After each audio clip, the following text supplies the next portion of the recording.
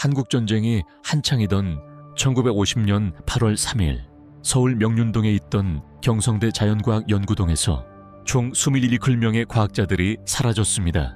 그들은 흔적도 목격자도 없이 증발했고 전쟁의 혼란으로 인해 기록에서도 이름이 빠졌습니다. 그런데 올해 2025년 1월 러시아 블라디보스토크의 한 개인 컬렉터가 사진 한 장을 경매 사이트에 올리면서 이 사건이 완전히 뒤집혔습니다. 사진에는 조선민주주의 인민공화국 국가과학원 특별분과 1954년 11월 이라는 표식과 함께 한국에서 사라진 과학자들과 닮은 얼굴들이 집단으로 찍혀 있었습니다. 그들은 모두 북한식 교복과 곤색 작업복을 입고 있었고 사진의 배경은 양강도 해산시 외곽으로 추정되었습니다. 왜 실종된 과학자들이 3년 뒤 북에서 단체 사진을 찍고 있었던 걸까요? 이 사진의 진위를 확인하기 위해 역사 언어 단면 분석 전문가들이 동시에 검토했는데 예상치 못한 디테일들이 등장합니다. 첫 번째는 인물 배치 방식입니다. 북한은 공식 단체 사진을 찍을 때 지위 순서대로 정렬하는데 이 사진에서는 중앙 1열에 한국에서 실종된 과학자 중 가장 유명했던 물리화학자 윤 박사와 전기공학 전문가 정 박사가 서 있었습니다. 두 사람은 한국 당시에도 이미 최고 엘리트였고 북에서 그 자리를 차지하기에 너무도 자연스러운 위치였죠. 두 번째는 사진 속 배경 건물입니다. 벽돌의 형태와 나무 기둥의 강역을 확인한 결과 1950년대 양강도 국경지대에만 존재했던 구소련식 A형 연구동 구조였습니다. 남한에서는 단 한 번도 쓰이지 않은 설계 방식이었습니다. 세 번째는 손에 들고 있는 문서의 표식입니다. 확대해보니 북한 과학원의 극초기 표식으로 기록된 과학원 제2기술분과 실험실 A09라는 숫자가 적혀 있었고 이는 1953년에서 1956년 사이에만 잠시 쓰였습니다.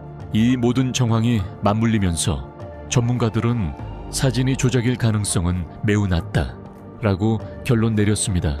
그렇다면 왜 한국 과학자들이 집단으로 납북되었고 어떻게 북한에서 활동하게 되었을까요? 한국전쟁 초기 북한군이 서울을 점령하던 1950년 7월 14일 북한 내각은 기밀 문서로 과학기술자 우선 확보령을 발령합니다.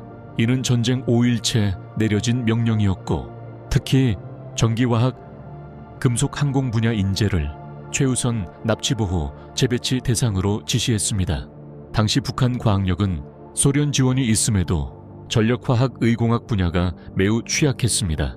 그래서 남한에서 엘리트 과학자를 데려오는 것이 가장 빠른 해결책이었습니다. 그렇다면 왜 27명 과학자 중 대부분은 전후에도 한국에 돌아오지 않았을까요? 1953년 휴전 이후 이들 중 일부는 함경북도 길주군, 양강도 해산, 자강도 만포 등 국경에서 멀리 떨어진 심층 연구시설로 재배치됩니다. 특히 1954년 자강도 시동군에서 대규모 전기금속 실험시설이 건설되었는데 미군 정보 보고서에서도 정체불명의 남한 인력 사용 가능성이 여러 차례 언급됩니다. 그렇다면 사진이 70년 가까이 숨겨졌던 이유는 무엇일까요? 전문가들은 두 가지 가능성을 제시합니다. 첫째, 소련 기술자 중 누군가가 기록용으로 비밀리에 찍고 본국으로 가져갔다는 점.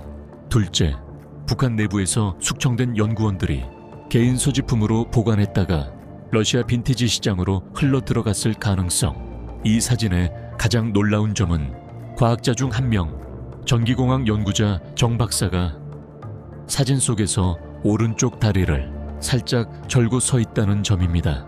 한국전쟁 당시 그는 서울에서 부상을 입고 큰 상처를 남겼다고 기록되어 있었죠. 이 특징은 안면 대비 신체 특징 분석으로 사진 속 인물이 실제로 정 박사일 확률을 90% 이상으로 끌어올리는 근거가 되었습니다.